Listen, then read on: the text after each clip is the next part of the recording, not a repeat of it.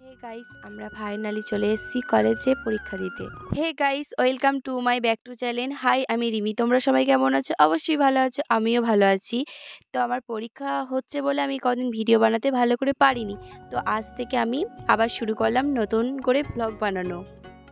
কাটোয়া বাস স্ট্যান্ডে বিশ্বকর্মা ঠাকুর এসে সেটা তোমরা দেখতেই পাচ্ছ। চারিপাশটা আমি তোমাদেরকে ভালো করে ঘুরিয়ে ঘুরিয়ে দেখাই। আজ আমাদের এক্সাম, জানি না কেমন হবে, খুব ভয় লাগছে। তো তাও ভিডিও বানানো চাই আমাদের।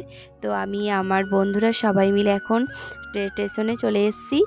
আমরা সবাই ট্রেনে করে আজকে পরীক্ষা দিতে যাব কাতরা। তো খুব মজা হচ্ছে। পরীক্ষা, বুঝতেই পারছো, ভয় করার বদলে আমাদের মজা হচ্ছে। আমরা ট্রেন থেকে নেমে পড়েছি।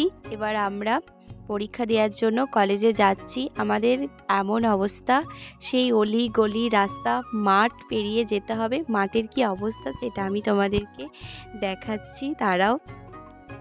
দেখো বন্ধুরা, মাঠে কত কাদা হয়েছে। এই কাদা পেরিয়ে আমাদের যেতে হবে কলেজ। অনেকজন তো এই কাদার মধ্যে পড়ে গেছে, এমন অবস্থা।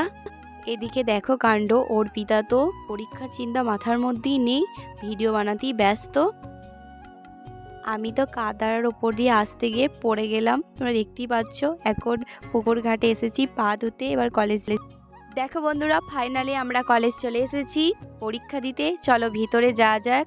আমি তোমাদেরকে কলেজের ভিতরে চারিপাশটা ভালো করে ক্যামেরার মাধ্যমে তুলে ধরছি। দেখো বন্ধুরা, আমাদের পরীক্ষা হয়ে গেছে। আমি অর্পিতা এসেছি জল নিতে। এবার আমরা আবার ট্রেনে করে বাড়ি ফিরবো, মানে কাটোয়া যাব। তো তার উদ্দেশ্যে রওনা দিচ্ছি। রাস্তায় কত স্টুডেন্ট, কত ভিড় হয়েছে। মানে এত রোদ বেরিয়েছে, তোমাদের কি বলবো। আমি মাস্ক পরেছি, মাথায় ওড়না নিয়েছি, তাও রোদ আটকাতে পারছি না। এত রোদ, গরমে মানে পাগল হয়ে যাচ্ছি, এতটা গরম পড়েছে আজকে। দেখো বন্ধুরা, আমরা ট্রেন পেয়ে গেছি। মাঠে এত জল এসছে, কি বলবো তোমাদের।